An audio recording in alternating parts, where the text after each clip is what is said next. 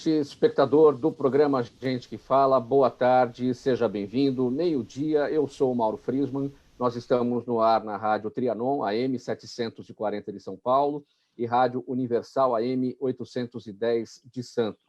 Você nos vê por imagens, nos acompanha, nos assiste nas redes sociais, no Instagram e no Facebook. Inscreva-se no nosso canal no YouTube, ouça os nossos podcasts disponíveis no blog gentequefala.com.br e interaja com a gente a partir de agora no WhatsApp, o 973350038, e também, claro, pelas redes sociais, Instagram e Facebook, marcando a hashtag Programa Gente que Fala.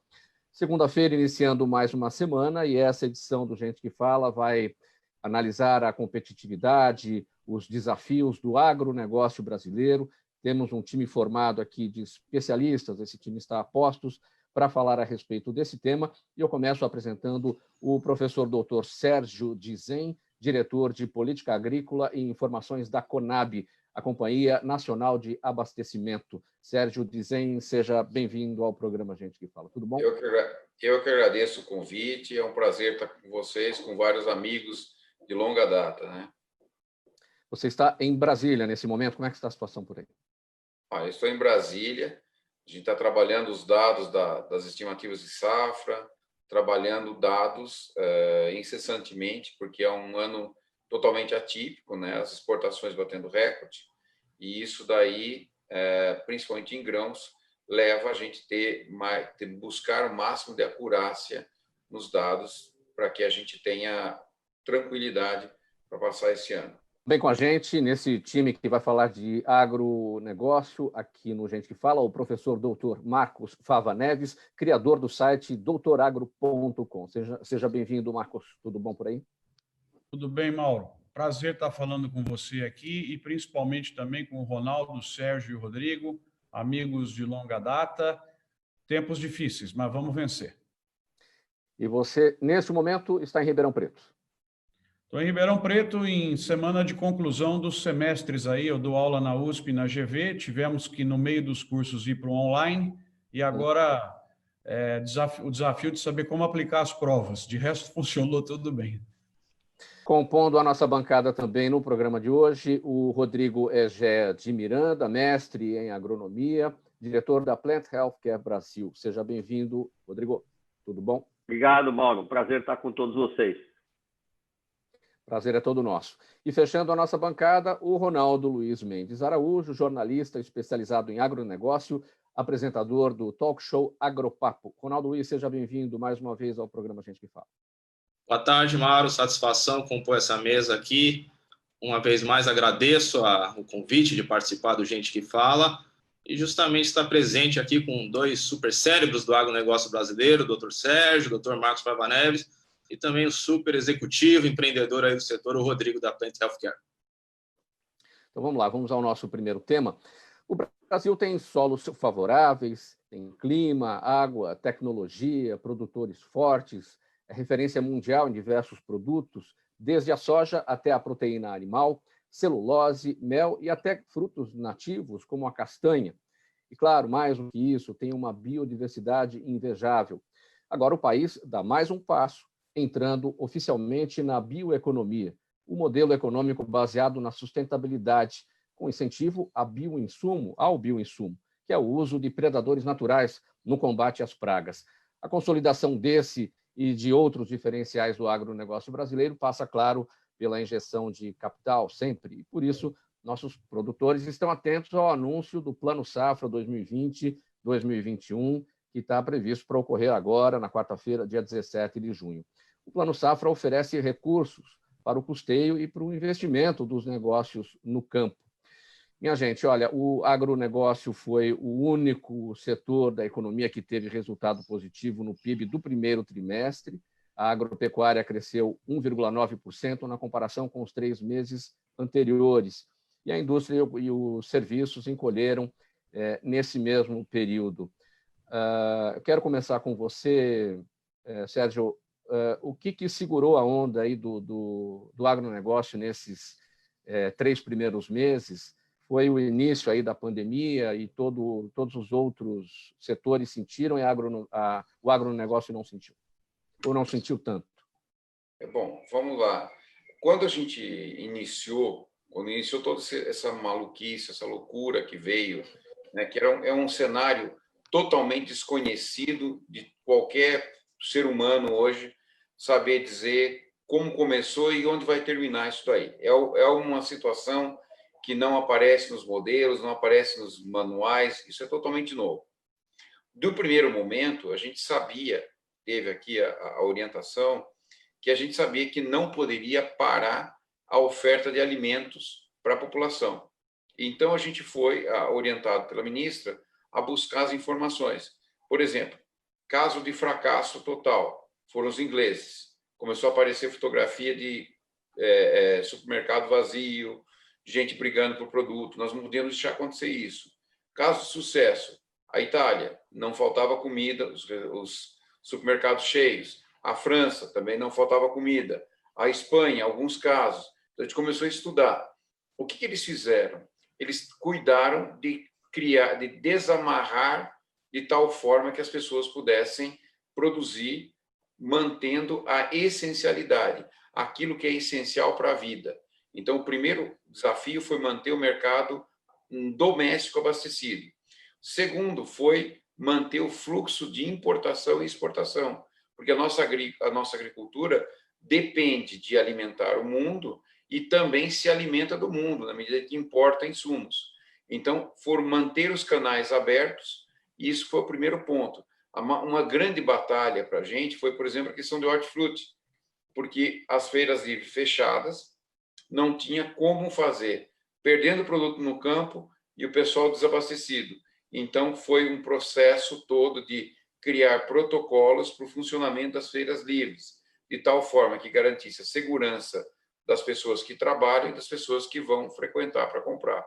Então, é um exemplo isso. Mas aí foram feitos vários protocolos para colher, orientação de colheita, orientação de quem trabalha nas indústrias, nas agroindústrias, e aí é um trabalho que foi feito de formiguinha, e a gente é um time, ela formou um time de 20 pessoas, mais ou menos, que tinha que dar conta de todos os percalços. Então, tinha o pessoal do comércio exterior, o pessoal de feira livre, o pessoal de cestas básicas, que todas essas compras que você vê de cesta básica e entrega da cesta básica é feita via Ministério da Agricultura. Então, a cidadania vai comprar, passa por aqui na Conab, é executora, ela pega o dinheiro, ela tem que fazer leilão, comprar, daí muitas vezes teve que agir a FAB para entregar numa tribo indígena.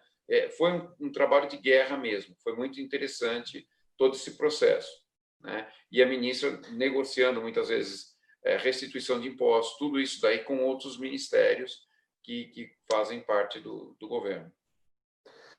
O Marcos Fava, esse PIB do agronegócio já veio também bem no ano passado, já superou os setores de serviços e a indústria também. Considerando esse 1,9 do primeiro trimestre na comparação com os 3 meses anteriores, isso ajuda a reduzir o tombo da economia brasileira? Deve ser o motor da recuperação quando a pandemia passar? Qual que é a sua avaliação? Obrigado, Mauro. Em linha com o Sérgio, eu queria, antes de mais nada, parabenizar o Ministério da Agricultura e acho que, Sérgio, fica lançado o desafio de vocês contarem essa história, porque é um caso mundial de gestão de crise feito com êxito. Eu acho que a agricultura e o agronegócio brasileiro deram uma lição para o mundo de como se organizar num momento de uma crise que nós nunca tínhamos visto. Em relação ao crescimento, o importante desse ano também, e que vem vindo aí uma safra recorde e com preços em reais razoáveis. Então, a renda do campo, Mauro, vai chegar provavelmente a 720, 730 bilhões de reais. O que é a renda do campo para quem está nos ouvindo? É o total de produtos gerados versus o preço recebido, tanto nas atividades de pecuária, né, como nas atividades de grãos e outros produtos. Então, isso daí, se vocês imaginarem, o campo brasileiro está gerando 2 bilhões de reais por dia, praticamente. O Sérgio comentou das exportações. Provavelmente esse ano chegamos a 100 bilhões de dólares de produtos exportados. É a comida brasileira indo para ajudar o mundo todo. Isso aí, se você fizer a conta também, dá quase 1 bilhão e 500 milhões de reais por dia entrando no Brasil, da produção nossa, dinheiro que vem da Ásia, dos Estados Unidos, da China, né, da África, entrando aqui para ajudar a movimentar. Então, a contribuição que a agricultura brasileira está dando nesse momento é absolutamente sensacional para ajudar a sociedade brasileira a se colocar de pé novamente. Certo. Feitas essas duas avaliações, Rodrigo, quero entrar num aspecto aqui, o que eu destaquei logo na abertura, a respeito desse modelo econômico baseado na sustentabilidade, que é a bioeconomia, com incentivo ao bioinsumo, o uso de predadores naturais no combate às pragas. Eu destaquei também que os produtores estão aí na expectativa do anúncio do Plano Safra 2020-2021, que vai tratar dos recursos, das taxas de juros aí para os negócios no campo. E para o público mais leigo entender, essa questão dos bioinsumos, o que é exatamente isso e se isso será contemplado no Plano Safra, se já se sabe a respeito disso? Especificamente, se vai ser contemplado no Plano Safra, eu não saberia te dizer, mas eu sei te dizer que foi uma iniciativa maravilhosa do Ministério da Agricultura de, primeiro, você poder incentivar o uso de bioinsumos, sejam eles de origem que a gente chama vivos, né, organismos vivos, ou orgânicos, oriundos de organismos vivos, mas é um subproduto desse organismo. Então, eu acho que parabéns mais uma vez, assim como outras atividades do Ministério, essa foi mais uma grande atitude. Por quê? Porque nós temos excelentes pesquisadores no Brasil, excelentes instituições de pesquisa e ensino que podem desenvolver tecnologias, temos uma biodiversidade maravilhosa e nós podemos, sim, gerar tecnologias brasileiras, tecnologias sustentáveis e tecnologias que vão não vir suceder ou substituir alguma outra tecnologia existente, mas você complementa um portfólio de soluções. Temos que pensar que a natureza ela é muito rápida e ela se adapta. Então, pragas, doenças, elas se adaptam com muita rapidez. É muito importante que você tenha alternativas para quando você tem uma pandemia, vamos dizer assim, dentro de uma cultura importante, vamos dizer, por exemplo, como foi a ferrugem da soja no passado. Quando ocorreu a ferrugem da soja, grandes perdas ocorreram no mercado. Então, foi muito importante você ter toda uma tecnologia sendo preparada para você controlar essa ferrugem da soja numa cultura tão importante para a nossa balança comercial e para a nossa economia de maneira geral. Então, eu acredito que é uma iniciativa maravilhosa, parabéns ao Ministério. Nós temos biodiversidade e talentos científicos para desenvolver soluções com essa biodiversidade. Ronaldo, o que tem sido muito falado, aquela pergunta que não quer calar, nós vamos sair melhores ou piores do que entramos nessa questão da pandemia? Considerando as análises que foram feitas até aqui em relação a essa organização do agronegócio, que tem permitido o bom desempenho nesse momento, então o agronegócio sai melhor do que entrou? Ronaldo? O microfone está fechado. Não estava ativado. Muito bem, Mauro. Bom, o agronegócio, uma vez mais, em meio a essa pandemia, vem cumprindo seu papel, primeiro, obviamente, de garantir a segurança alimentar interna, isso é fundamental, né? E, obviamente, continuar gerando aí os excedentes exportáveis, que é a tradição do agronegócio brasileiro. Isso é um ponto fundamental que é preciso sempre deixar claro, destacar e ressaltar, né? Esse é um ponto fundamental. Agora, em relação ao pós-pandemia, é difícil dar um prognóstico, como o Dr. Sérgio pontuou isso, mas eu acredito que é o seguinte, um ponto que vai, vamos dizer assim, de atenção nesse pós-pandemia, que pode recrudescer, é justamente a questão do protecionismo no comércio agrícola internacional. Isso é um ponto que pode ganhar corpo e que o agronegócio brasileiro tem que justamente ter cada vez mais atenção. Sempre teve, mas vai ter que ter cada vez mais atenção nesse sentido. A gente pode pegar o exemplo, por exemplo, da OMC. A OMC vamos ter a saída antecipada aí do doutor Roberto Azevedo, querendo ou não, o órgão vem perdendo uma certa relevância nos últimos tempos, né? E isso, de certo modo, vai acabar sendo prejudicial em termos de negociações. O Brasil vai acabar, de certo modo, perdendo um tribunal assim para poder estar conversando, apresentando considerações dentro da comunidade internacional. Então, eu vejo neste pós-pandemia um ponto de super atenção é justamente esta questão de podermos ter aí um recrudescimento aí do protecionismo no comércio internacional, especialmente no comércio agrícola. Agora, sobre o Plano Safra 2020-2021, o que dizem aí as suas apurações jornalísticas? O que devemos ter nesse pacote? Que vai beneficiar, vai aumentar os resultados do agro no Brasil? É tudo o que se espera, né? Os produtores esperam esse momento com bastante atenção, né?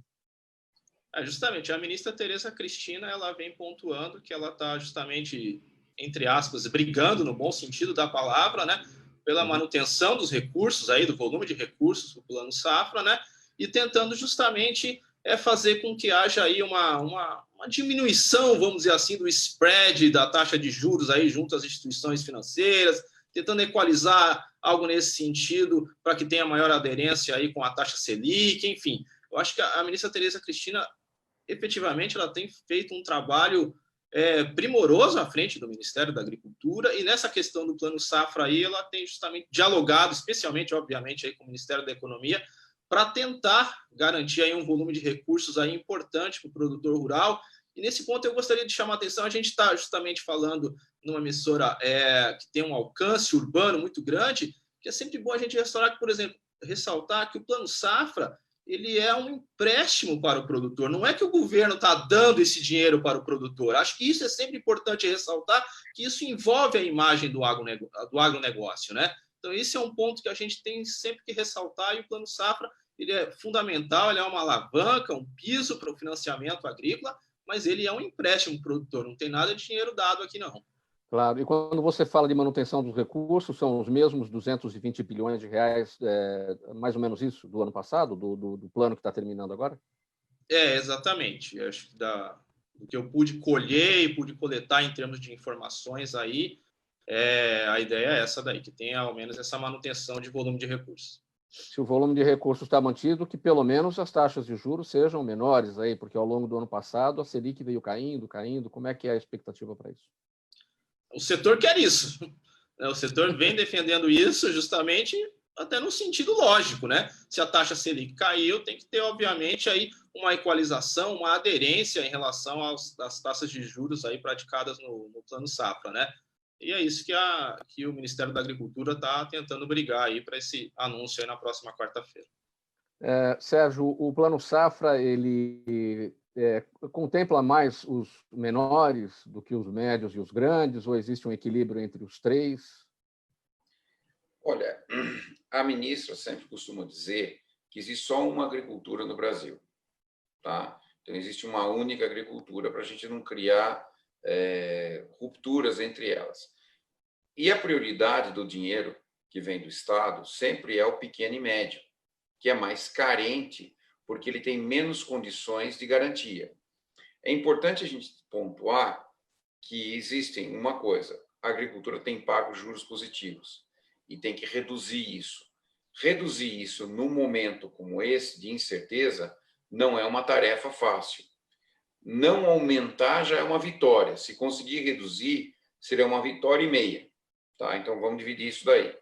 Outra luta que a ministra tem feito é no sentido de atrair para o setor crédito não oficial, aumentar a disponibilidade de crédito de instituições não vinculadas ao crédito rural, não oficial, quer dizer, transformar o agro num porto seguro para os investidores que querem aportar recursos, para o dinheiro que o banco tem para fazer girar. Então, isso também eu participei de muitas reuniões que ela fez com todos os agentes do setor nesse intuito. E aí tem todo um roteiro que ela tem feito no sentido de conferir credibilidade. dizer o setor paga em dia, paga. O setor tem regularização com a parte ambiental, através do código. Ela tentou, de todas as formas, regularizar o máximo a questão fundiária, dando segurança. Ele editou a MP do Agro, que transforma muitas operações que eram, vamos dizer, sem garantias, em opções de garantia, que são alternativas que baixam o risco do investidor e, com isso, atrai dinheiro para o setor. E aqui onde eu estou mesmo, o setor de informações, ela quer aumentar a transparência de informações para que pessoas de fora do agro olhem para o agro com outros olhos, né? É importante que a população brasileira, que é urbana muitas vezes, saiba que esses 100 bilhões que a gente falou aí de exportações, são elas que financiam o consumo de muitos bens das pessoas que estão no urbano. E também esse crescimento enfatizado pelo Marcos de 1,9, a gente tem que ver. Provavelmente a gente vai manter o ritmo. E o que acontece? A agricultura ela tem um efeito muito grande sobre outros setores da economia, tanto aqueles que vêm antes como aqueles que vêm depois da porteira, gerando emprego antes, gerando emprego depois. Então, tudo isso tem que ser contabilizado, não só a gente manter os empregos, mas também manter todas as cadeias produtivas. E para isso é preciso de recursos. E tem uma parte que vem do Estado, através do plano agrícola, e esse plano agrícola não só usa o dinheiro do Estado, mas tem a função de atrair outros investimentos, correndo riscos com o setor. Então, isso tem sido uma grande discussão e uma luta muito grande, tanto da ministra no âmbito do Ministério, como dela com o Banco Central, dela com o Ministério da Economia. Então, tem sido um aprendizado interessante para a gente, né? A gente tem que esquecer o passado. O governo vai perdoar, vai fazer. O governo não pode fazer isso. Se fizer isso, afasta o dinheiro novo que vem para o setor. A gente tem que criar um novo conceito de crédito rural. Sim, Rodrigo, a China será o principal país comprador dos nossos produtos, do agronegócio? A nossa balança comercial com a China estará no positivo, ou seja, continuaremos exportando para eles mais do que importando deles? Acredito que sim, acredito que eles são os grandes consumidores, eles já fizeram algumas transformações internas no país para focar em algumas culturas em detrimento de outras, uma redução grande na produção, por exemplo, de algodão, em detrimento de produzir um pouco mais de milho. Então, eles também estão envolvidos em melhorar a tecnologia deles, mas com certeza eles vão continuar sendo grandes compradores mundiais, porque eles necessitam alimentar uma população gigante. E mesmo que queiram, as intempéries climáticas tornam essa necessidade de importação muito importante. Então, eles vão sempre balancear entre a produção local e o que vem realmente de fora. E vamos lembrar, a soja, a gente fala da soja, mas a soja é originária da China e se deu muito bem no Brasil. Sim. Agora, Marcos, como é que o Brasil deve se posicionar depois do coronavírus para ser visto de fato mesmo como um fornecedor de alimentos produzidos de forma sustentável e que valoriza essa forma sustentável? Mauro, é importante aqui só passar para as pessoas que estão nos ouvindo, né, qual que é a diferença entre agricultura e agronegócio, porque às vezes isso, o Sérgio tocou no assunto para deixar mais claro, né? Então as pessoas às vezes acham que agronegócio é uma coisa grande, né, que é só de quem é grande, grandes empresas. Basicamente, o que nós temos de diferença é o seguinte: a agricultura é aquilo que é feito dentro da fazenda, e o agronegócio envolve as empresas que vendem coisas para os produtores, como semente, produto químico, fertilizantes, né? Genética. Toda a cadeia. Isso. E depois o agricultor vende o seu produto para uma indústria que vai processar isso, e aí vai chegar para a gente no varejão, no supermercado, no restaurante. Todos esses elementos constituem uma cadeia de produção que vai desde a hora que a gente tem acesso ao alimento que a gente toca até chegar lá atrás, quando ele foi plantado. E esse setor demanda um financiamento com um pouco mais de carinho, porque vejam vocês, se decidir ter laranja para vender, você vai plantar laranja agora e você só vai ter produção daqui 3 anos. Olha o desencaixe que a pessoa tem, e essa produção pode não vir, porque é uma planta altamente suscetível a doenças. Se você for plantar cana para fazer etanol e açúcar, é 1 ano e meio atrás que você fez o investimento. Então, a agricultura é uma fábrica a céu aberto e ela tem muito mais riscos do que a produção de bateria, de automóvel, porque as variáveis variam mais violentamente, vamos falar assim, né? Desde clima, consumo, nós vimos aí agora. O Covid, por exemplo, para o setor de flores foi um desastre, porque ele fechou a área de eventos, igreja, casamento, e metade do que se consome de flor no Brasil é nesse setor. Então, o Sérgio já falou de hortifrutis, eu estou falando agora da questão das flores. Então, é um setor que merece um carinho muito grande por parte da sociedade brasileira, porque é quem põe a comida na nossa mesa, e também eu não vejo outra alternativa para a sociedade brasileira no mundo do que a de produtor e fornecedor de comida para os países todos, de forma sustentável. Não adianta, eu acho que lógico, nós temos indústria automobilística, nós temos indústria de computadores, nós temos indústria turística, mas eu não creio que essas vão liderar o mundo, tal como a produção de alimentos tem essa chance. E o Brasil, que já é um caso sensacional, nós 3 aqui temos o privilégio de formarmos juntos, da mesma turma de engenharia agronômica da Exalc, e vivemos 30 anos maravilhosos da agricultura brasileira. Nós vimos o Brasil, praticamente de ser importador de comida, a ser hoje um dos maiores exportadores, né? O Brasil controla, para vocês terem uma ideia, 50% do comércio mundial de soja. Soja é proteína pura. O Brasil controla 80% do comércio mundial de suco de laranja. O algodão está numa velocidade incrível, conquistando mercados. As carnes, mais ou menos 30% é o Brasil que controla.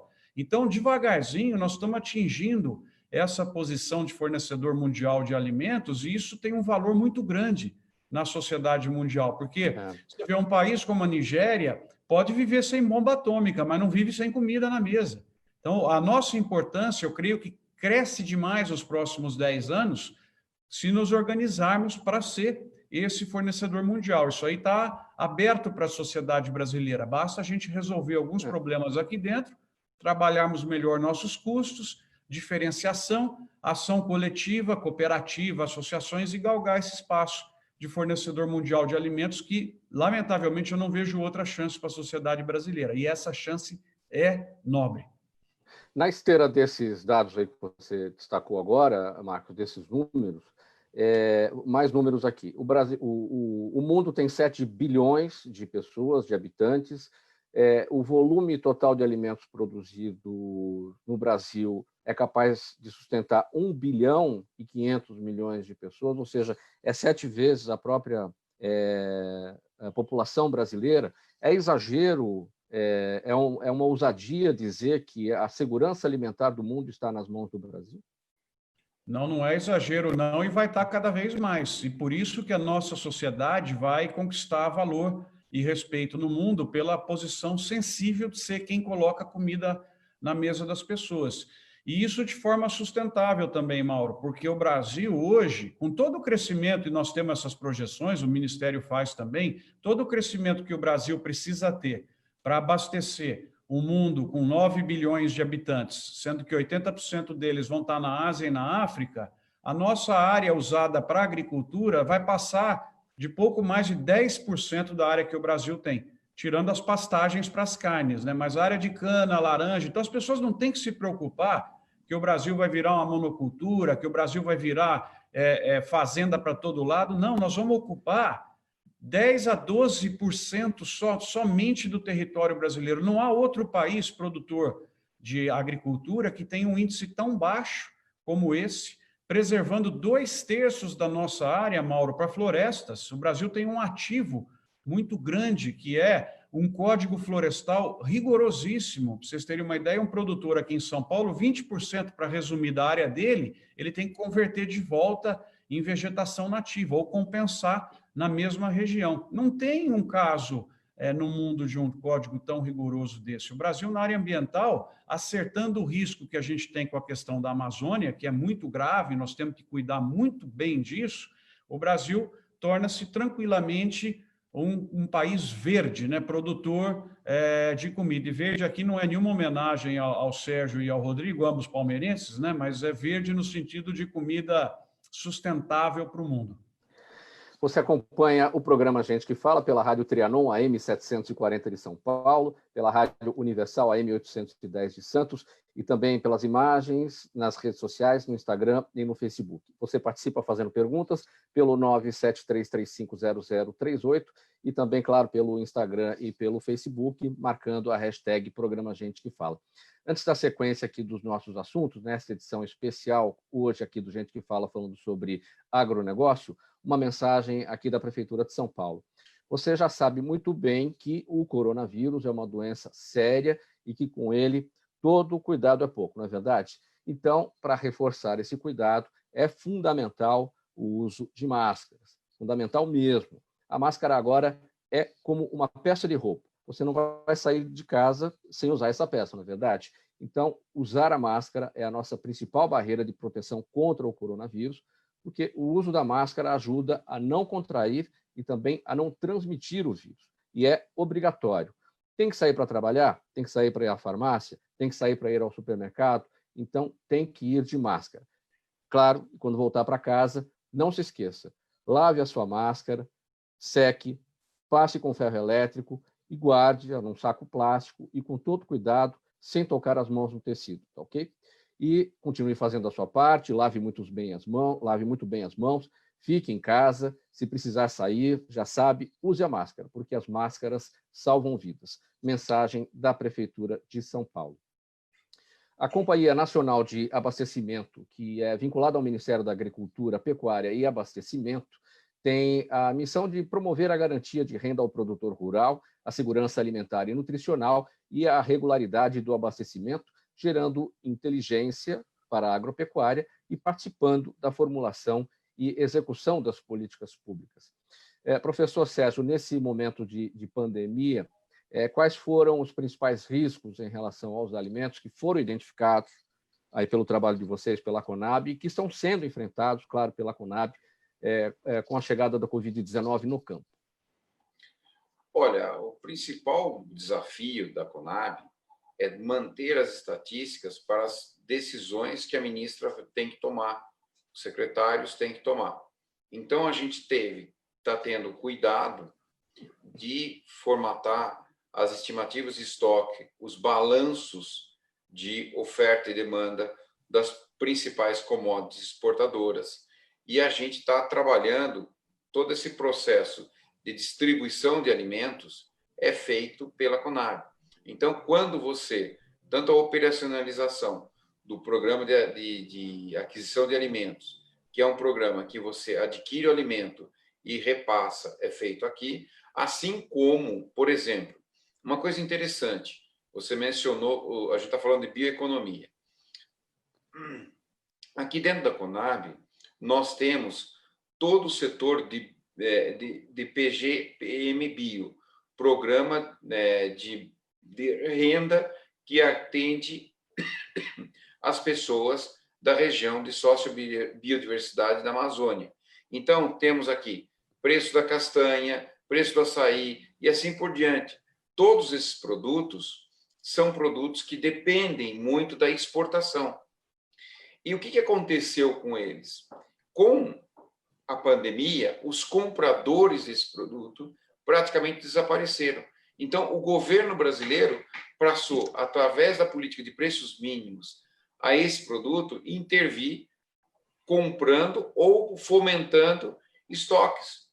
Isso é um programa essencial nesse momento para a gente não destruir todo o que foi construído ao longo dos últimos anos em termos de biodiversidade na Amazônia, em termos de produtos da biodiversidade da Amazônia. Porque os compradores europeus, os compradores americanos, os compradores asiáticos desapareceram. Então, o que aconteceu? Eles não tinham mais renda. Então, isso é uma função da Conab. Então, a Conab atua nas estatísticas que dão base à formatação das políticas. Por exemplo, a gente detecta um problema de excesso de oferta de leite em Rondônia, como foi coisa de 15 dias. Os produtores não tinham para quem vender o leite. Por que isso está acontecendo? Porque lá, 68% do leite é escoado na forma de mussarela. E como não são marcas tradicionais, elas não são distribuídas por redes de supermercados. Elas são aquelas peças grandes direcionadas ao atacado, a restaurantes, bares. De uma hora para outra, desapareceu o mercado para eles. O que a Conab fez? Ela estudou isso daí, e em 15 dias ela estava na mesa do secretário uma proposta de intervenção. Qual é a proposta? Um prêmio de escoamento de produção, ou seja, o governo leiloar um spread entre o preço que está, o custo de produção e o preço de mercado, para que, com isso, a gente mantenha o produtor ativo, porque a gente sabe que daqui a 4 meses esse leite vai fazer falta, a hora que o comércio reabrir. Então, isso é a função da Conab no dia a dia. Ela tem que atuar dessa forma, isso é inteligência de mercado. E tem outras formas. Agora, é importante a gente destacar, a casa, durante muitos anos, ela não tinha uma visão muito técnica. Então, a partir do ano passado, a ministra deu essa função de inteligência de mercado aqui dentro.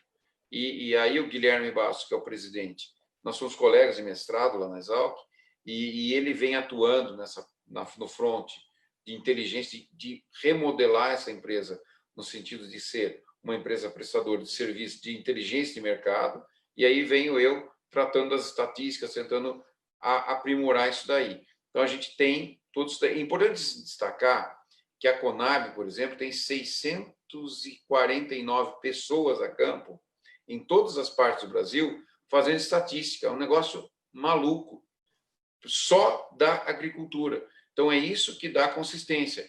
Hoje, de madrugada, começamos a trabalhar o tratamento desses dados, por exemplo, desbastar aquilo que é excedente, e a gente vai ter uma surpresa muito agradável com o tratamento estatístico do dado. Vocês vão ver que a gente vai ter boas notícias para dar. O Brasil ganhou recentemente um Programa Nacional de Bioinsumos, e com o país se inserindo nessa política de inovação tecnológica, bilhões de reais poderão ser economizados no campo nos próximos anos, avalia a ministra da Agricultura, Tereza Cristina. Descoberta nos Estados Unidos, a proteína Harpin vem conquistando cada vez mais produtores e culturas aqui no Brasil. Rodrigo, o que é a proteína Harpin? Como é que ela pode contribuir para um agronegócio melhor, mais saudável aqui para o Brasil? E como é que funciona esse Programa Nacional de Bioinsumos que recentemente o Brasil ganhou, Rodrigo? Bom, primeiramente, deixa eu corrigir meu amigo Marcos, porque a minha paixão é preta e branca, ela não é verde, não. Ele estava fazendo uma homenagem dizendo que o verde é verde só as matas, as roças, entendeu? O resto, no futebol, é preto e branco. Mas vamos lá. Com relação à proteína Harpin, a proteína Harpin ela é uma proteína que foi desenvolvida nos Estados Unidos nos anos 90, há muito tempo atrás. Ela foi, ao longo de todo esse tempo, sendo aprimorada e chegou apenas recentemente no Brasil. É uma proteína secretada por bactérias fitopatogênicas, são bactérias que atacam plantas, e ela funciona como se fosse uma vacina de plantas. Da mesma forma que a gente tem o vírus, você pega a parte não patogênica do vírus e você produz uma vacina, a gente pegou a parte não patogênica da proteína das bactérias e transformou numa vacina que faz as plantas utilizarem os recursos, seja os recursos naturais, água, luz, e também os recursos que são fornecidos a ela, os insumos agrícolas de maneira geral, fertilizantes, defensivos. Então, ela faz a planta funcionar de maneira mais eficiente, de maneira mais apropriada e podendo dar uma resposta melhor. Ou seja, isso faz com que ela possa usar os recursos melhor, produzir mais por hectare, ou seja, você aumenta a produtividade, você produz mais alimentos em menores espaços. E isso é o que a gente deseja economizar, ou seja, com menos fazer mais. É isso basicamente que a proteína traz para as plantas. Isso vale para todas as culturas ou cada cultura tem a sua proteína, o seu tratamento necessário? Nós temos proteínas que estão vindo na geração 3, que estão em processo de registro, que são mais específicas. Essa da geração 2, que nós temos no mercado hoje, ela não é específica para nenhuma cultura. Ela pode fornecer benefícios para qualquer cultura. ela tem a forma de ser utilizada em cada uma das culturas. Por exemplo, na cultura da cana, onde a gente tem feito bastante do nosso trabalho, foi a primeira cultura onde a gente entrou, foi uma parceria com a cooperativa de Piracicaba, dos plantadores de cana de Piracicaba. Na cultura da cana, nós estamos vendo os resultados de 20%, 25% a mais de aumento de produção, um produto que é totalmente orgânico e que não causa nenhum tipo de agressão ao meio ambiente. O bioinsumo substitui o remédio tradicional que a gente conhece? Em alguns casos, sim. A gente tem, por exemplo, o controle biológico, ele vai trazer uma substituição. No nosso caso, não. No nosso caso, a proteína é uma proteína orgânica que faz com que a planta use melhor os recursos químicos. Não só os químicos, como também os outros recursos orgânicos que são fornecidos a ela. Mas ela utiliza melhor. Então, no nosso caso, não é uma substituição, mas sim um aumento da eficiência. Então, você faz a planta produzir mais com os mesmos recursos que ela já tinha fornecidos a ela. E o Programa Nacional de Bioinsumos, ele vem para gerir essa nova etapa de tratamento das culturas no campo? Eu acho que mais do que gerir, ele vai estimular. Nós sabemos que dentro desse segmento existem muita coisa séria que foi gerada ao longo de décadas, mas nós temos que, infelizmente, algumas coisas foram geradas que não são tão sérias assim. Por isso que a coordenação do Ministério da Agricultura, do ponto de vista regulatório, do ponto de vista de estímulo, não só a pesquisa, mas a regulamentação de maneira geral do segmento, é muito importante. Então, ele vem mais do que gerir só, mas ele vem estimular novas tecnologias. E, como eu disse anteriormente, nós temos muitas tecnologias, a nossa biodiversidade é gigantesca e a gente tem que usar essa biodiversidade em prol de uma agricultura no Brasil ainda melhor, mais eficiente, mais sustentável. Você nos acompanha pela Rádio Trianon AM 740 de São Paulo, Rádio Universal AM 810 de Santos, nas redes sociais também, no Instagram, no Facebook, e você marque a gente com a hashtag Programa Gente que Fala, com as suas perguntas, com os seus comentários. Mais um assunto aqui para a gente abordar. Para a ministra da Agricultura, Tereza Cristina, o agronegócio brasileiro precisa trabalhar melhor a sua imagem. De acordo com a ministra, a comunicação do agronegócio perante a sociedade brasileira e a comunidade internacional é ruim, não reflete a imagem real do setor. No exterior, existe um desconhecimento enorme sobre o Brasil, até pela dimensão do nosso país, avalia a ministra da Agricultura, Tereza Cristina. Ronaldo Luiz, como é que a gente reverte essa situação da comunicação para melhorar a imagem do agronegócio nacional, tanto aqui dentro do nosso mercado quanto lá fora?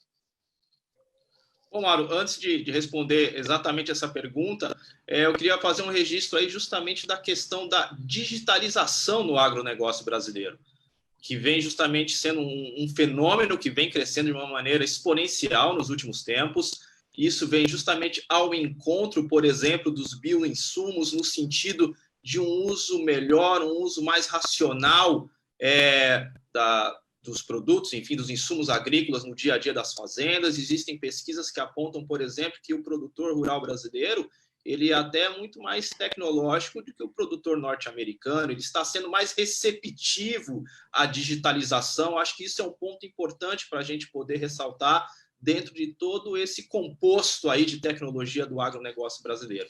Agora, respondendo à parte da comunicação, eu vejo o seguinte, Mauro, nesses quase 20 anos aí que eu atuo justamente na comunicação digital do agronegócio, eu vejo que o agro brasileiro ele tem estoque, isso é obviamente, mas acho que a gente precisa melhorar um pouco o nosso showroom.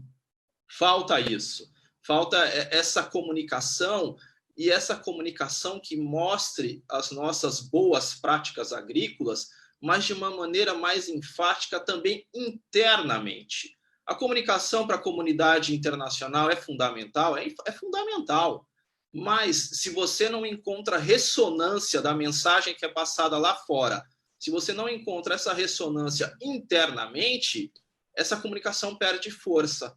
Você vira um castelo de areia, um castelo de cartas. Então, nesse sentido, eu vejo que o setor ele precisa ser mais enfático nessa comunicação interna, promover esse orgulho de, como o professor Marcos Fava Neves pontuou, que o nosso caminho é ser o fornecedor de segurança alimentar, de qualidade do alimento do mundo, não só de alimento, mas também como, por exemplo, de energia renovável e tudo mais, mas a gente tem que promover esse sentimento primeiro internamente, porque aí qualquer tipo de argumento ou contraponto externo será rebatido, entre aspas, naturalmente pela nossa sociedade. Então, acho que esse é um ponto fundamental. A comunicação com a comunidade internacional, ela tem que encontrar ressonância na comunicação interna. Isso é fundamental para que se tenha efeito. Ronaldo, dos nossos concorrentes que vendem alimentos aí pelo mundo, quem que comunica bem? Olha, os Estados Unidos, certamente. Os Estados Unidos são, obviamente, a maior potência no mundo, mega potência industrial, tecnológica, mas eles têm o sentimento de orgulho em relação à agricultura deles. Isso é nítido. Então, é preciso construir isso internamente aqui também no Brasil. E, nesse sentido, nós temos aí, querendo ou não, existem mazelas sociais, ambientais, e é preciso que o agronegócio organizado, moderno, que é a maioria do agronegócio brasileiro, óbvio, seja mais enfático em relação a essas questões. É preciso ser enfático em relação a se contrapor a desmatamento ilegal, tem que ser mais enfático a contrapor, ser firme realmente em relação a trabalho degradante, porque esses são os pontos que os nossos concorrentes internacionais pegam no nosso calcanhar de Aquiles. Então, o setor ele tem que ser enfático nessa questão. Senão, a comunicação não vai ter ressonância, não vai ter poder, não vai ter alcance, né? É preciso ser enfático nesse ponto para que haja aí realmente uma força da comunicação em favor aí do branding, do marketing, da comunicação e das vendas do nosso agronegócio. Bem objetivamente, pessoal, chegando perguntas do público, do gente que fala, pelas redes sociais, também pelas emissoras. Natália Silveira está no Facebook, pergunta para você, Marcos Fava, como o cancelamento de eventos como a AgriShow, claro, por causa da pandemia, afeta o setor? Bem objetivamente, Marcos, tem perguntas para todos aqui. Mauro, a pergunta dela é muito interessante, complementando só o Ronaldo também, a Austrália é um país que eu acho que se comunica muito bem, e a Nova Zelândia. Se vocês quiserem conhecer um pouco mais, visitem os sites das associações deles de carnes, de leite, eles vão muito bem. Em relação à pergunta dela, é um desastre, né? Porque esse setor também faz parte do agronegócio como prestador de serviços, e aí você imagina o impacto. Eu vou dar só um caso, mas todas essas feiras que foram canceladas, todos esses eventos, quem que perde? A pessoa que tem a empresa de stand, a pessoa que faz a segurança, a pessoa que tem o restaurante naquela cidade, a pessoa que tem o hotel naquela cidade. Então, o agro movimenta muito em termos de eventos, e esse pessoal, pior ano da história, né? Acabaram com os negócios deles, não sei nem se muitos vão conseguir se levantar. Então, essa pergunta dela merece não só nossa preocupação, como solidariedade a esse conjunto enorme de prestadores de serviços que vão atravessar aí 6, 8, 10 meses sem renda nenhuma. Mais perguntas da nossa audiência. O Roberto Monteiro está no Instagram. Obrigado, Roberto, pela participação e pela pergunta aqui, que vai para o Sérgio Dizem. Sérgio, o Roberto quer saber se as dificuldades financeiras do país podem fazer com que o governo revogue as vantagens tributárias do setor agrícola. Há sempre um risco, né? Eu acredito que, nesse momento, dentro da gestão econômica que temos, eu acho muito difícil. Por quê? Porque, na realidade, nós não temos grandes vantagens. Se comparados ao mundo, o setor agro paga muitos tributos. É errado a gente achar que temos grandes vantagens. Nós temos, na realidade, que colocar muito bem, deixar muito claro que existem mecanismos que facilitam com que o setor não contribua mais do que o devido, mas não é errôneo achar que a gente tem vantagens tributárias que fazem com que a gente fique bem na parada, que a gente consiga vender bem. Isso até eu acho que é importante, corrobora com aquilo que o Marcos falou, que o Ronaldo falou em termos de imagem. O setor é um grande contribuinte de tributação. Não é porque a gente não paga a exportação que a gente não foi tributado até produzir.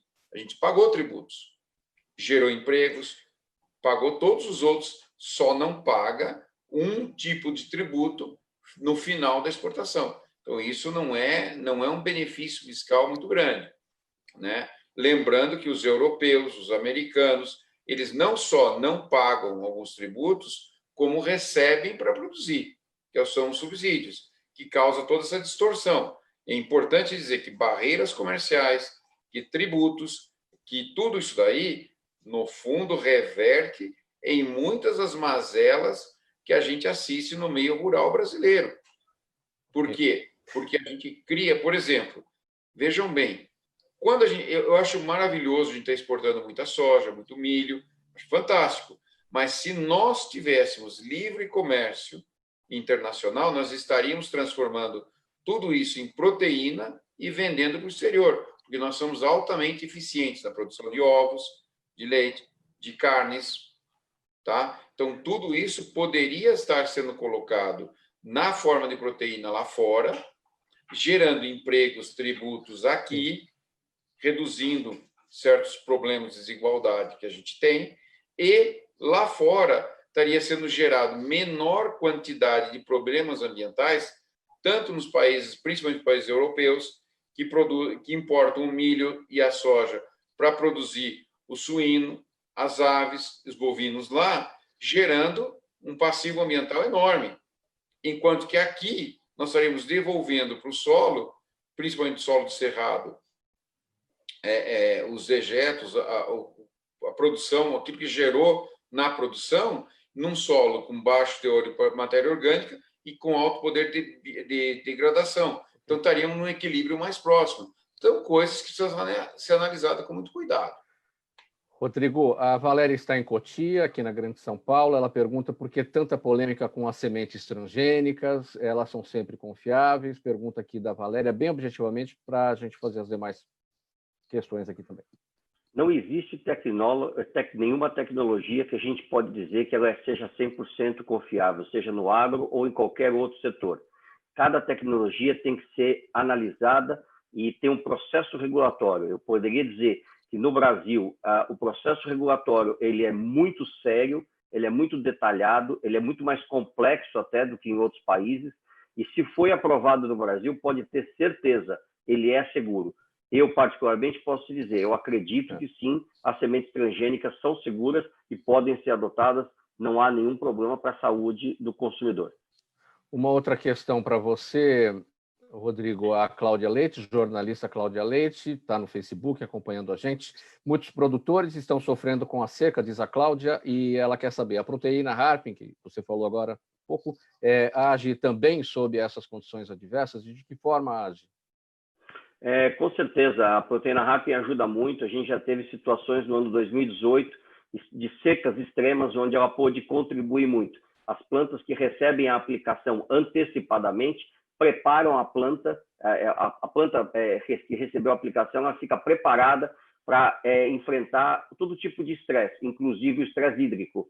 Nós tivemos recentemente, tanto no Paraguai quanto no sul do Brasil, situações que foram completamente chamaram muito a nossa atenção, foram completamente claras, onde você teve plantas tratadas, as plantas seguiram o seu ciclo até o final, onde você teve sementes e plantas não tratadas, as plantas não conseguiram chegar à produção. Então, ela é, com certeza, o maior seguro para você garantir a produção no final do ciclo.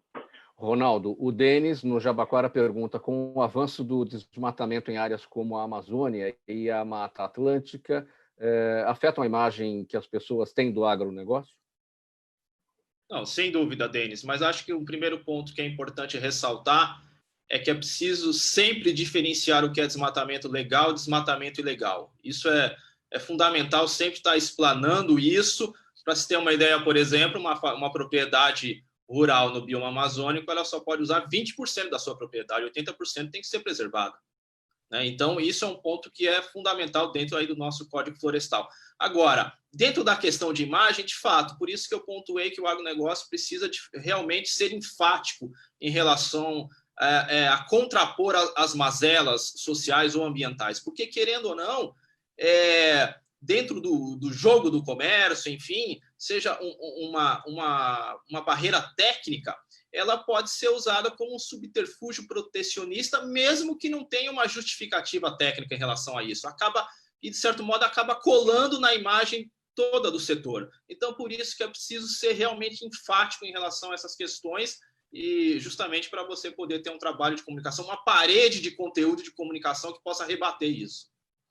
Sérgio, e para a gente caminhar aqui para o finalzinho do programa, o Jorge do Butantan quer saber em que medida as piadinhas sobre chineses feitas pelo chanceler, pelo ministro e pelos filhos do presidente podem vir a afetar as exportações para a China. Qual é o peso disso na nossa balança com eles?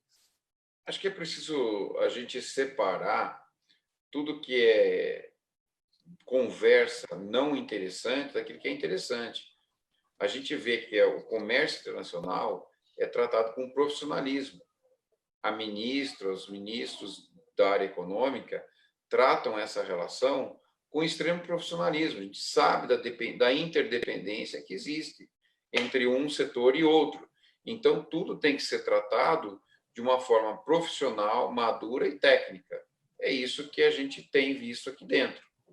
Tá? Aproveitando que você está com a palavra, sua mensagem final em 10 segundos. Vamos lá.